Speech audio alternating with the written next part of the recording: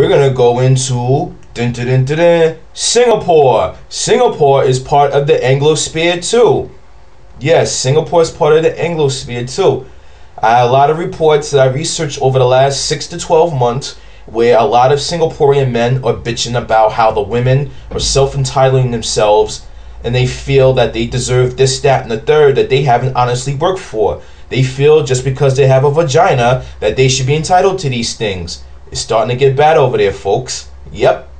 Moving right along. Moving slightly east, man. You know, right across, man. I think the China Sea or whatever body of water is between Singapore and the Philippines. You guessed it, Philippines. You might say, how is the Philippines part of the Anglosphere when their main dialect is Tagalog?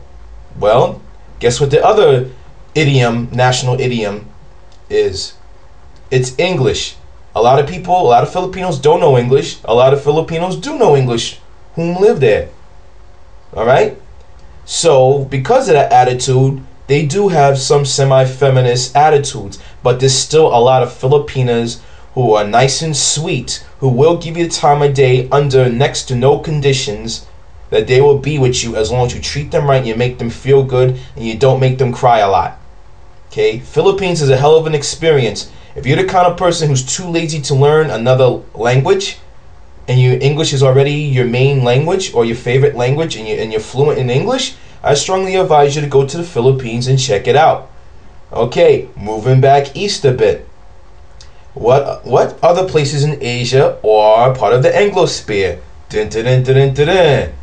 Hong Kong. Hong Kong is part of the Anglosphere. Okay? Due to the result of the 1899 Boxing War, alright, the British took over Hong Kong and they ran that shit. They ran Hong Kong up until 96 or 97, I believe. Okay? So all those years of Anglo-Saxon influence, they fucked that country up.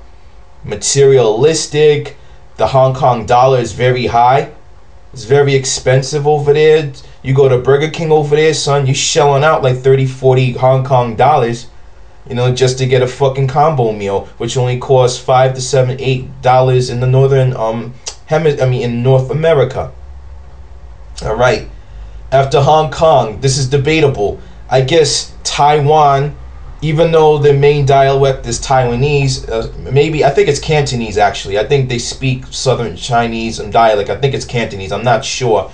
But anyway, I'll leave Taiwan out though, but it's not that far from being part of the Anglosphere. Same thing with South Korea. They're like, of all non-English speaking Asian countries, they are the highest feminized country in Asia, hands down. Well, that's another topic for another day. We're trying to stick to the topic at hand.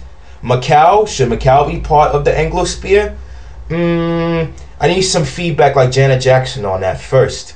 Okay, next is, I guess we could skip out of Asia now, because I think I covered all the countries in Asia that may be part of the Anglosphere. Next thing you know, let's go to Africa. What country in Africa is part of the Anglosphere? You got it, South Africa. South Africa is part of the Anglosphere too. Okay? Actually, let's go back to Asia for a minute. In South Asia, I think that India and probably Sri Lanka is starting to come up into the Anglosphere. India, feminism is rising at an alarming rate out there. But anyway, that's neither here nor there for now, okay? Because they still have their own dialects, man, of what they speak over in India and Sri Lanka. Alright?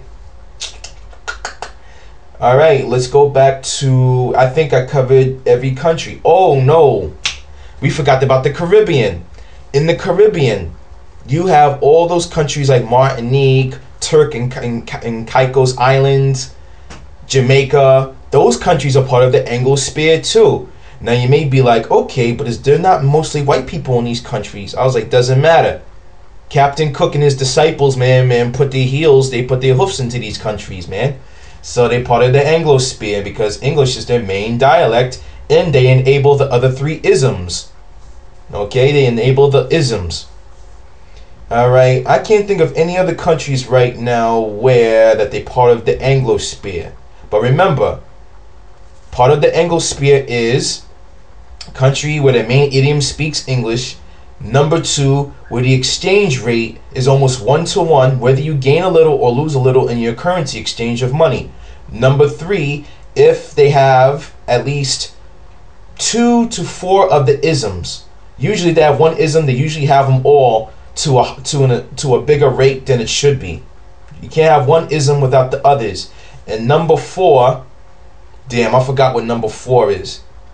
Well, anyway, whatever. So you got basically the Anglosphere in a nutshell.